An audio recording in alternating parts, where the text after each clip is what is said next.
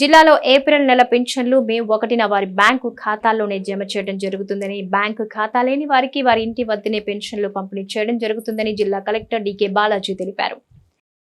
జిల్లాలో ఏప్రిల్ నెల పెన్షన్లు మే 1న వారి బ్యాంకు ఖాతాల్లోనే జమ చేయడం జరుగుతుందని, బ్యాంకు ఖాతా లేని వారికి వారి ఇంటి వద్దనే పెన్షన్లు పంపిణీ చేయడం జరుగుతుందని, పెన్షన్ల కోసం సచివాలయాల వద్దకు పెన్షన్దారులు రానవసరం లేదని జిల్లా కలెక్టర్ డీకే బాలాజీ తెలిపారు. రాష్ట్ర పంచాయతీరాజ్ గ్రామీణాభివృద్ధి శాఖ ప్రిన్సిపల్ సెక్రటరీ శశిభూషణ్ కుమార్ ఆదివారం జిల్లా కలెక్టర్లతో వీడియో కాన్ఫరెన్స్ నిర్వహించారు. ఈ సందర్భంగా జిల్లా కలెక్టర్ మాట్లాడుతూ జిల్లాలో వృద్ధాప్య, వితంతు, వికలాంగ తదితర 16 రకాల పెన్షన్దారులు జిల్లాలో మొత్తం 2,43,400 మందికి 71.75 కోట్ల రూపాయలు పంపిణీ చేయనున్నట్టు తెలిపారు. జిల్లాలో పెన్షన్దారులతో 75% మందికి బ్యాంకు ఖాతాలున్నాయని, వారికి పెన్షన్లు మే 1వ తేదీనే వారి బ్యాంకు ఖాతాల్లో జమ చేయడం జరుగుతుందన్నారు.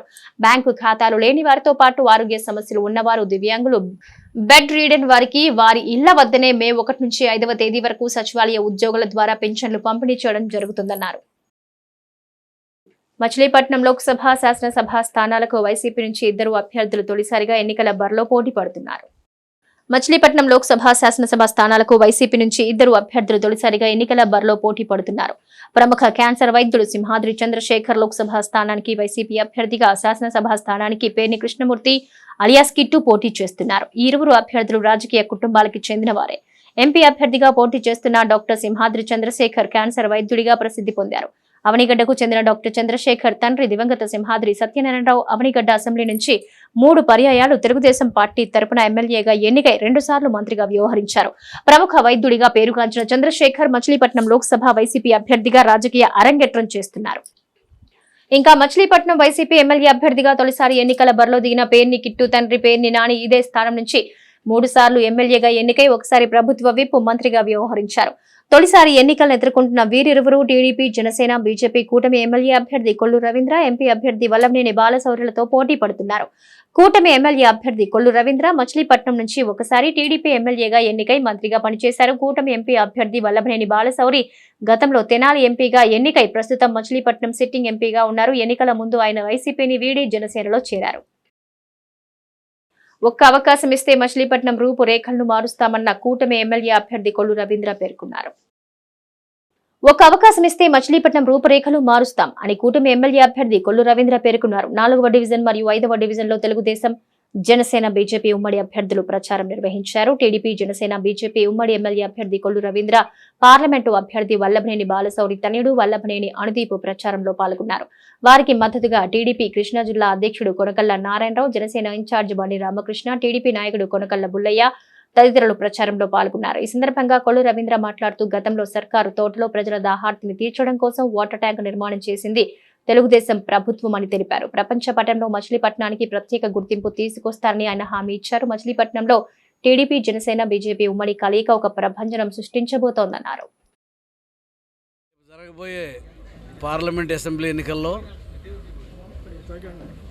జనసేన పార్టీ అభ్యర్థిగా పోటీ చేసినటువంటి పార్లమెంటు సభ్యులు వల్లభనేని బాలశౌరి గారు,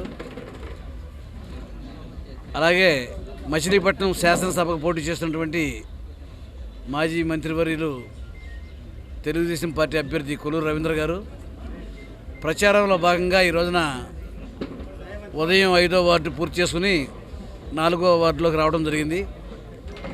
ప్రజలు బ్రహ్మరథం పడతా ఉన్నారు. జగన్మోహన్ రెడ్డిని సాగనంపడానికి సిద్ధంగా ఉన్నారు.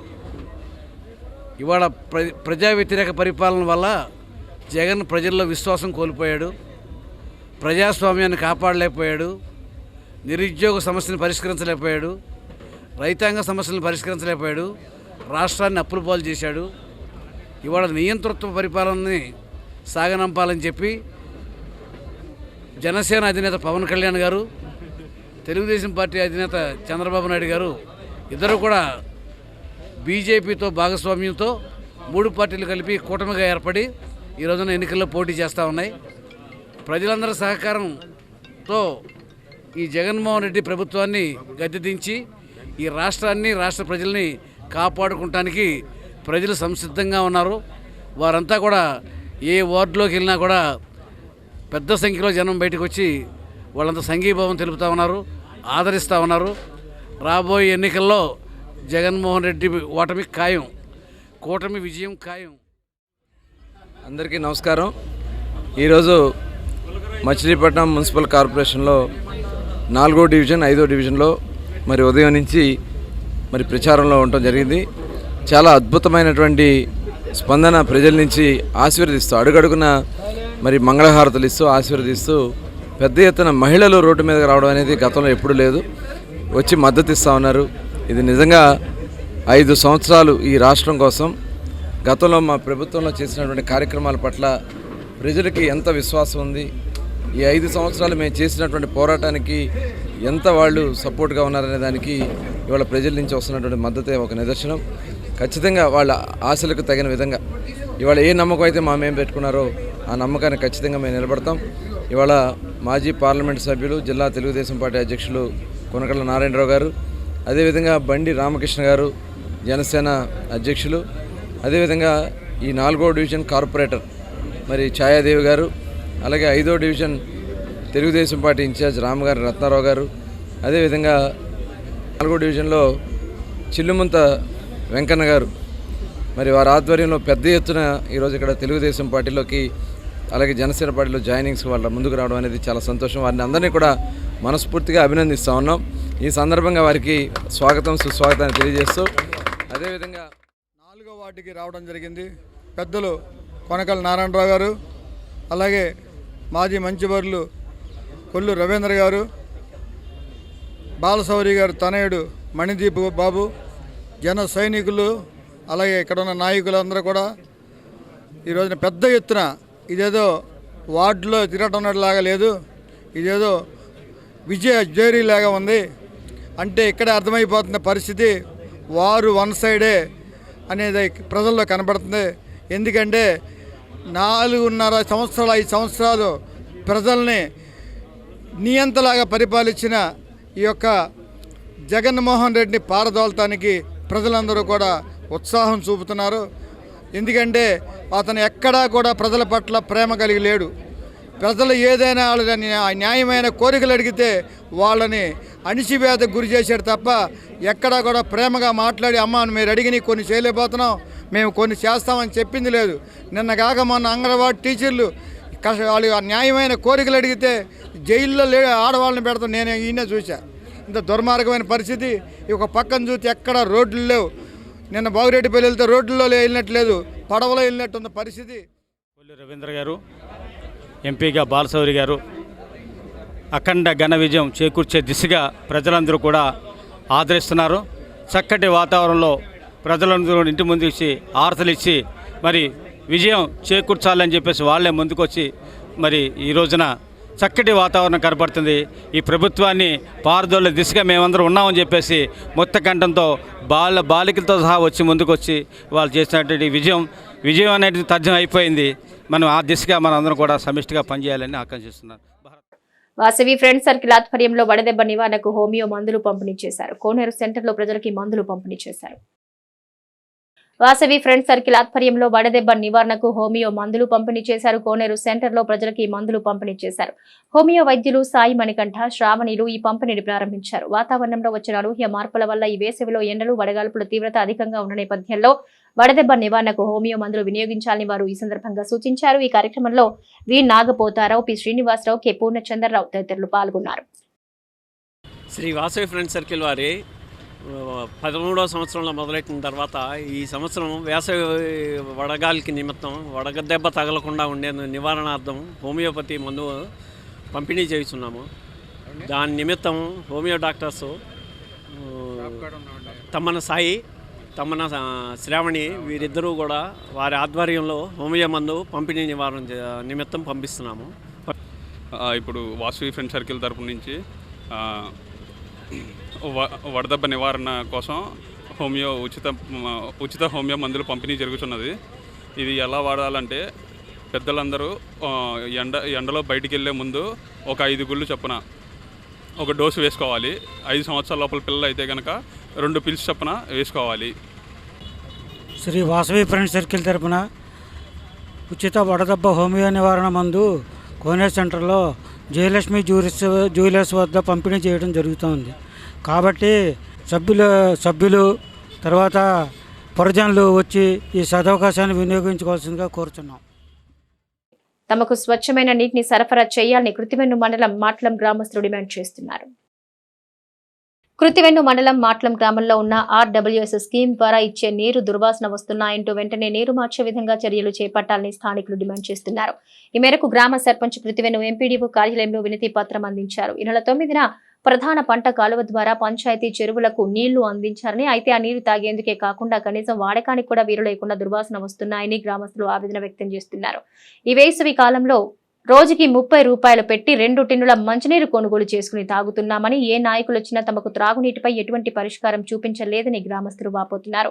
ఈ నీరుతో స్నానం చేయడం వల్ల చర్మ వ్యాధులు వస్తున్నాయని గ్రామస్తులు ఆందోళన చెందుతున్నారు. ఈ సమస్యను వెంటనే పరిష్కరించాలి మండల జిల్లా స్థాయి అధికారులు గ్రామస్తులు కోరుతున్నారు. మండలంలో ఒక పక్క నీరులై కాలమటిస్తూ ఉంటే మరోపక్క గరిసపుడి గ్రామంలో వృధాగా నీరు వెళ్తున్నప్పటికీ అధికారులు పట్టించుకోవట్లేదని గ్రామ సర్పంచ్ ఈ సందర్భంగా ఆరోపించారు. మాట్లం గ్రామ పంచాయతీ తిరుమల పాండరాగారావు అని నేను మొన్న పోయిన నెల 9వ తారీఖున కదా 9వ తారీఖున వాటర్ ఇచ్చారు డిపార్ట్మెంట్ వారు. అదే వాటర్ చెరువుల్లోకి నింపామండి. నింపిన తర్వాత అది బ్యాడ్ స్మెల్ రావటం, కొంచెం దురదలు అయ్యి రావటం, జనాలకు కొంచెం బాగా ఇబ్బందిగా ఉంటుంది. ఆ వాటర్ కొంచెం రెక్టిఫై చేసి సూపరింటెండెంట్ గారికి, కృతివెన్ను నరసింహరావు గారికి, వీళ్ళందరికీ కూడా రిప్రజెంటేషన్ ఇచ్చామండి. ఆ వాటర్ కొంచెం చూసి అది ఆ ఇబ్బంది నుంచి కొంచెం విముక్తి కలిగిస్తారని మీడియా ద్వారా తెలియజేస్తున్నాను. అదే రకంగా మెగా స్కీమ్ నుంచి వాటర్ కూడా తక్కువగా డెలివరీ పైప్ అంతా వస్తుందండి. అది ఎటు కూడా సాలటం లేదు, మధ్యలో బ్రేక్ అవుతుంది. అది ఏంటనేది ఒకసారి క్షుణ్ణంగా పరిశీలించి ఆ ఇబ్బంది కూడా కొంచెం చేకూరుతారని కోరుచున్నాము. మెగా స్కీమ్ నుంచి వాటర్ వస్తుందండి. వచ్చినది డ్రింకింగ్ వాటర్కి ఏం కాదండి, మామూలుగా ఈ బట్టలు ఉతుక్కోవడానికి, స్నానాలు చేయడానికి తప్ప. అది కూడా కుండీలో పడుతుంటే బిందిన్నర తోడుకుంటాకే అవకాశం ఉంటుందండి. అంతకుమించి ఛాన్స్ ఉండలేదు. మీ గ్రామస్తులు ఏం వాటర్ తాగుతున్నారు? తాగే వాటర్ బంటిపల్లి నుంచి కృతివెన్ను RO ప్లాంట్ నుంచి వచ్చే వాటర్ కొనుక్కుంటూ తీసుకుంటానండి. 30 రూపాయల క్యాను.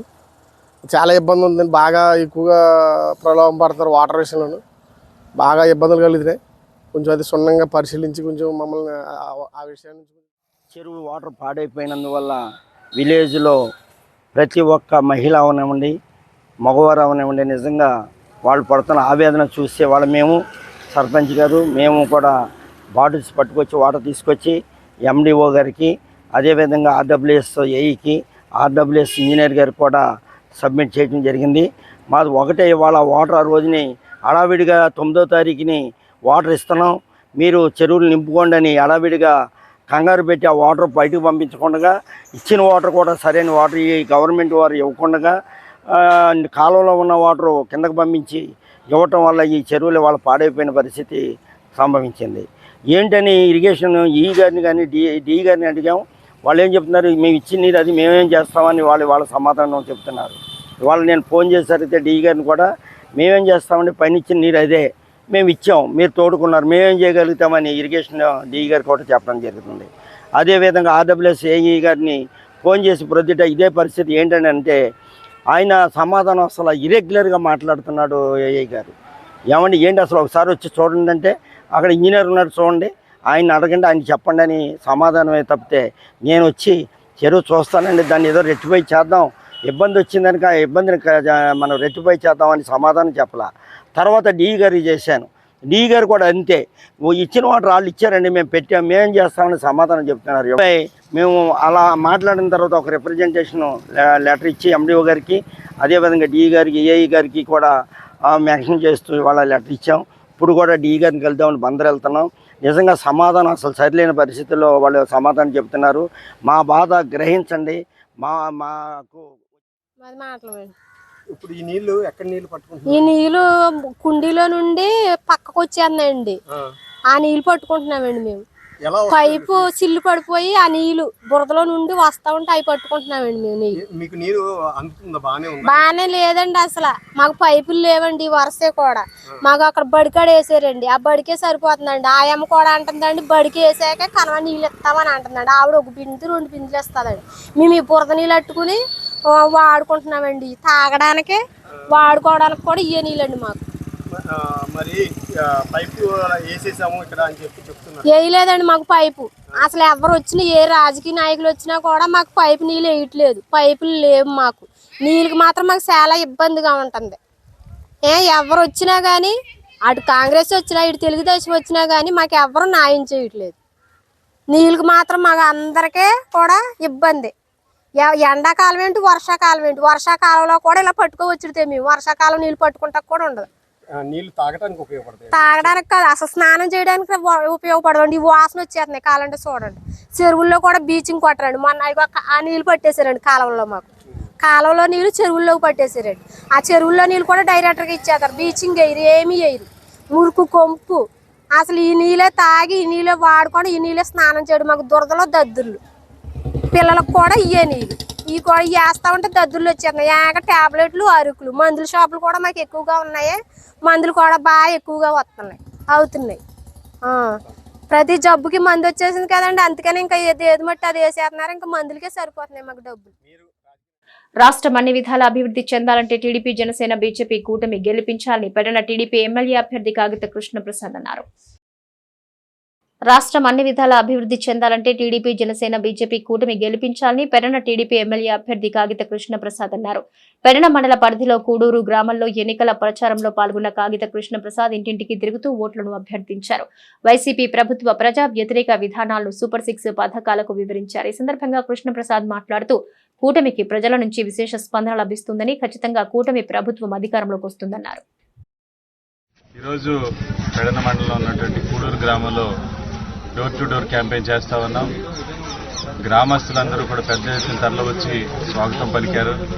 ఏ ఇంటికి వెళ్ళినా కానీ ప్రజలందరూ కూడా మమ్మల్ని ఘనంగా స్వాగతిస్తూ వాళ్ళందరూ కూడా తెలుగుదేశం, జనసేన పార్టీని గెలిపిస్తామని చెప్పి ప్రతి ఒక్కరు కూడా చెబుతా ఉన్నారు. ఈ రోజు 5 సంవత్సరాలు జరిగినటువంటి పాలన మీద ప్రజలందరూ కూడా తీవ్రమైనటువంటి వ్యతిరేకత ఉన్నారు. ప్రజలందరూ కూడా విపరీతమైనటువంటి పన్నుల భారం మాపుతాం వల్ల, అదేవిధంగా మరి రైతాంగాన్ని కనీసం పట్టించుకోకపోవడం వల్ల తాగునీటి సరిగ్గా అందించలేని పరిస్థితులు ఈ ప్రభుత్వం ఉంది. ఈ రోజున ఉద్యోగాలు కల్పించకపోవడం వల్ల యువత అంతా కూడా తీవ్రమైనటువంటి వ్యతిరేకతతో ఉన్నారు. ఈ రోజున ప్రజలందరూ కూడా రేపు రానున్న రోజుల్లో జనసేనాని పవన్ కళ్యాణ్ మే నెల 6వ తేదీ అవనిగడ్డ పర్యటనకు వస్తారని టీడీపీ, బీజేపీ బలపరిచిన జనసేన పార్టీ మచిలీపట్నం ఎంపీ అభ్యర్థి వల్లభనేని బాలశౌరి తెలిపారు. జనసేనాని పవన్ కళ్యాణ్ మే నెల 6వ తేదీన అవనిగడ్డ పర్యటనకు వస్తారని టీడీపీ, బీజేపీ బలపరిచిన జనసేన పార్టీ మచిలీపట్నం ఎంపీ అభ్యర్థి వల్లభనేని బాలశౌరి తెలిపారు. నాగాయలంకలో వక్కపట్లవారిపాలెం సర్పంచ్ అంబటి శ్యామ్ ప్రసాద్ ఆధ్వర్యంలో టీడీపీ, బీజేపీ బలపరిచిన జనసేన ఎంపీ, ఎమ్మెల్యే అభ్యర్థులు వల్లభనేని బాలశౌరి, మండలి బుద్ధప్రసాద్ సమక్షంలో నంగేగడ్డ, నాగాయలంక, ఏటిముగ్గ, వక్కపట్లవారిపాలెం, బావదేవరపల్లి, కోడూరు గ్రామాల నుంచి 500 మంది వైసీపీని వీడి జనసేన పార్టీలో చేరారు. ఈ సందర్భంగా బాలశౌరి మాట్లాడుతూ అవనిగడ్డ పర్యటనకు పవన్ కళ్యాణ్ అంగీకారం తెలిపారని, అవకాశం ఉంటే చంద్రబాబు కూడా వస్తారని బాలశౌరి ప్రకటించారు.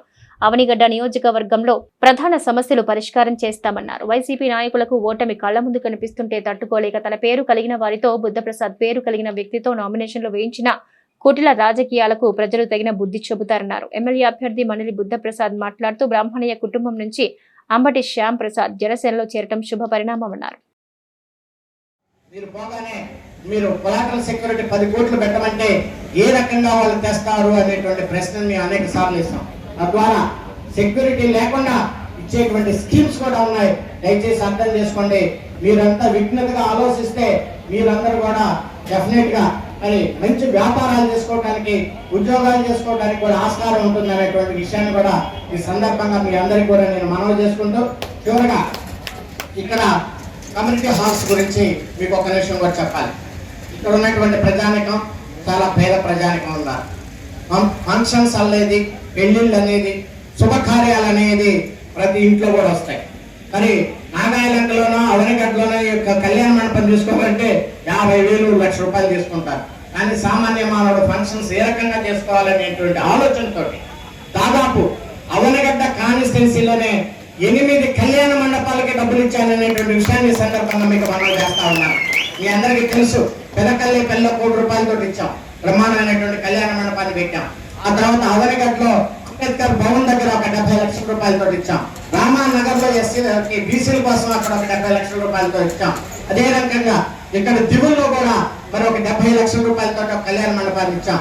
నాగాయలంకలో ఇక్కడ ఒక మంచి స్థలం ఉంది, కానీ ఇక్కడ ఒక కాపు కళ్యాణ మండపం కట్టాలి, ఓన్లీ అంతకుముందు శిలాఫలకం వేశారు కానీ డబ్బులు రాలేదన్నారు. నేను చెప్తా ఉన్నా, ₹1 కేంద్ర ప్రభుత్వం నుంచి సిఎస్ఆర్ ఫండ్స్ తోటి అది తీసుకొచ్చి బ్రహ్మాండమైనటువంటి వంగవీటి మోహన రంగ కళ్యాణ మండపం తీర్చిదిద్దాలని ఈ సందర్భంగా